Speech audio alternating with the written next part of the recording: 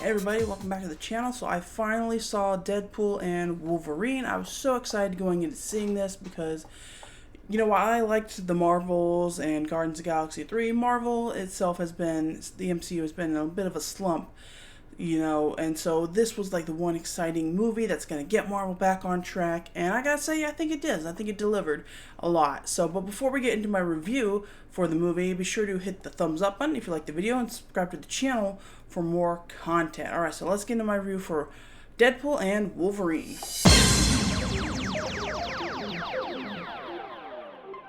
Alright, so I gotta say, I'm an NSYNC girl. I grew up loving NSYNC, and the opening with the song Bye Bye Bye, that just got me. That got all the nostalgia going.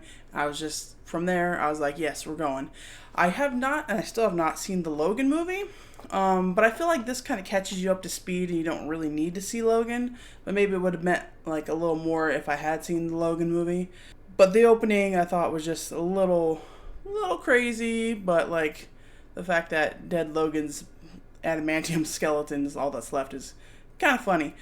But so then we get catch up with Deadpool. He's trying out for the Avengers. We get our first cameo with Happy Hogan, which that kind of took me off guard because you don't really expect Happy to be like showing up in little cameos, but yeah, he has. He's been pretty consistent, especially with those Spider-Man movies, doing cameos. So that was kind of interesting. I do love all the little jokes. We can't afford to get Robert Downey Jr. making cameos. That was fun, but he gets rejected by the Avengers, and he and Vanessa break up, and that's kind of like the catalyst to what's going to happen. He wants to save his world because he needs to do something meaningful so he can get Vanessa back. So we get the TVA, which I have seen the Loki shows. This is a little slightly adjacent TVA, it's slightly different. So I'm not really sure. At one point, B-15 mentions whose jurisdiction is this world. So I guess each multiverse world has their own overseer jurisdiction person, and that's who this guy is, Paradox. So this whole idea of an anchor being dying and then that makes the whole world die, I thought that was absolutely stupid. There's been no mention of anchor being. Is the anchor being supposed to just live forever so this world can live? Was the world born when the anchor being was born? That doesn't make any sense, but we do it because we need to get to Wolverine. So he needs a Wolverine so he can save his universe. So we get this cool montage of all these Wolverine cameos. I didn't really understand. I'm not a comic book person, so I didn't get a lot of the references. I just thought they were funny. I did like the Henry Cavill cameo as Wolverine. He looks pretty good as Wolverine, just saying. And then the short, comic accurate Wolverine was pretty funny too. But then we land on the Wolverine we get in the movie. They keep calling him the worst Wolverine. And, Hugh Jackman has always been great in this role. He kills it here still. I like the costume. I think it's cool that we get him in a costume. And I like his reasoning why later on, where he explains why he's wearing the costume. I thought that was nice. So they get pruned to the void to be food for Goliath, which again, they call it back to the Loki season 1, episode 5. They even say in the movie. So it's a call back to that. I was a little disappointed we didn't get Mobius. I figured we weren't going to get Tom Hiddleston as Loki, but kind of thought maybe Owen Wilson should pop up as Mobius. But we did get B-15, and I do like her. So that's our little connection to the Loki show. But again, if you haven't seen Loki, you don't really need to. And then we get kind of our first big cameo, and we get Chris Evans as Johnny Storm, which it's been a long time since I've seen those Fantastic Four movies. So to me, he's always just going to be Captain America, but I just love Chris Evans. So seeing him show up here was great, and he was in it for more than I thought. It wasn't just that one little scene where he gets taken out by Pyro. He is on another scene, and then he comes back at the very, very end credit scene, which I thought was also funny. So I love seeing Chris Evans pop up. It was a funny joke. I love when Deadpool's he's gonna say Avengers Assemble, and he says Flame On, and he's like, what? And then Wolverine goes, we don't know that guy. And Deadpool's like, yeah, we thought we did. That was kind of funny. And then, of course, we get a callback to a lot of the X-Men characters over the time. We get Pyro, we get Toad, we get the original Sabretooth, which was kind of funny, but then he just, gets killed. And then we go to Cassandra Nova's lair, which is in, a giant, or a dead giant man, suit skeleton thing. It's kind of a little weird. What happened to that guy? But, then we get a couple other, X-Men, not Colossus, Juggernaut, and Azazel and stuff everywhere. And Cassandra Nova, not a great villain. She has a cool look, kind of looks like the Ancient One. Her power, like puppetry powers, were kind of cool. But I mean, like even Deadpool's like, "Why are you like this?" And she's just like, "I don't know." Like, so she's just crazy to be crazy. She doesn't have any motivations. Kind of a lame villain. Obviously, she's super powerful though, so that's why she's in control. Then they get out of there, and then we get some other cool cameos. So we get Jennifer Garner back as Elektra. We get X-23. And this one I did not see coming at all. We get Wesley Snipes back as Blade. And we get Channing Tatum as Gambit, who was supposed to be Gambit, but they never ever made his movie. So I thought that was kind of hilarious. That like at one point he's like, I think I was born here, because he never left the void. Like he never actually got his own movie. So those were some really good cameos. Did not see the Blade one coming. I thought that was a lot of fun. Jennifer Garner's great and everything. I love her. I never saw her Elektra movie though. But I do like the joke of like, oh, Daredevil died. And she's like, yeah, it's fine. That was kind of funny. So, yeah, all the cameos in the movie were, like, really pretty darn good. There was a few that I thought we were going to get. Like, I thought for sure we were going to get Storm and Cyclops, but we didn't. And that's fine. We didn't want it, like, this overstuffed with... shouldn't have been, like, cameos in the movie. So that was fine. We get a lot of cool fight scenes between Deadpool and Wolverine. The car scene and, like, the first one. And I like the first time they fight in the Void, like Wolverine, like, uses his claws... and like runs on the ground using his claws. I thought that was really cool, like an actual Wolverine. So that was really cool. That was the only time he did it, though. I wish he would have done it more. The fight scene in the car was a lot of fun. I will say the music cues in this movie are like spot on. I loved it.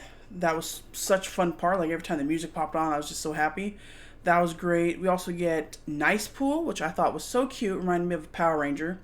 Like, wasn't there like a long-haired Red Ranger? Like that's who Nice Pool like looked like. He had like this shiny little pristine suit, and so sad though the way he went out. And then you get Dog Pool, which is really fun. So that was cool. And then you get like at the very end like the Deadpool core. And I was gonna say I was a bit disappointed we never got like a reveal for Lady Deadpool. Like she was kind of actually like a little bit of a letdown, I would say. Like she's has some speaking lines, and apparently it is Blake Lively speaking, but she wasn't in that suit. Come on, that was a stunt double. So I was a little disappointed with Lady Deadpool. But some of the other ones were kind of fun too. Like there's a samurai one, there's a floating head one, there's like a steampunk looking one, baby kid. Like that was pretty fun. Reminded me of the Loki variants from season 1 of Loki when we're in the Void. So that was a lot of fun. So the cameos were great. The music was great. The comedy was, I wouldn't say this is the best of the Deadpool movies, but it's still pretty darn funny. And they say the F word like maybe 100 times minimum. Like it's almost every other word out of Wolverine and Deadpool's mouth is like the F word. So definitely don't take your kids to this movie if you're sensitive to curse words. And it's definitely very gore, like the way Johnny Storm dies. Oof, yeah, it's very gory, very violent. But for some reason, it's just a lot of fun, though. The comedy, the music, seeing these characters again.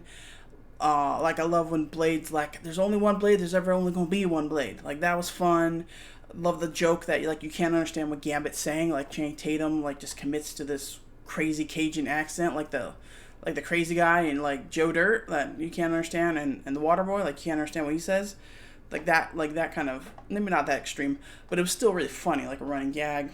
And so yeah, so I mean all that was good. The action scenes were like pretty gory, pretty violent, but also like just kind of fun, and like you want to see Deadpool and Wolverine like fighting.